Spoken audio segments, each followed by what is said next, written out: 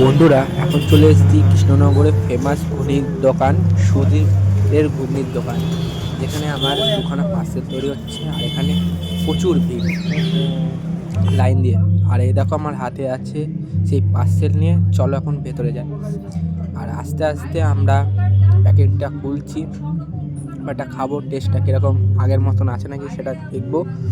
আমি আগেও খেয়েছি, আর এটা হচ্ছে আমার মায়ের আমল থেকে হচ্ছে, মানে মা যখন ছোটো ছিল তখনরা খেত, এখনও খাচ্ছে। আর এটার মধ্যে তোমার নারকেল আর হচ্ছে মটরশুঁটি দেওয়া আছে, মটর দেওয়া আছে, আর কোনো পেঁয়াজ নেই এটায়, আলু দেখতে পাচ্ছি।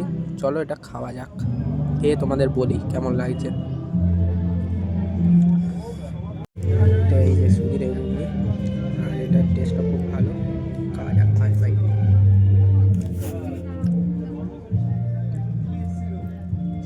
গরম, কেবলই তৈরি করা আলু, আর খাওয়া যাক সেবার।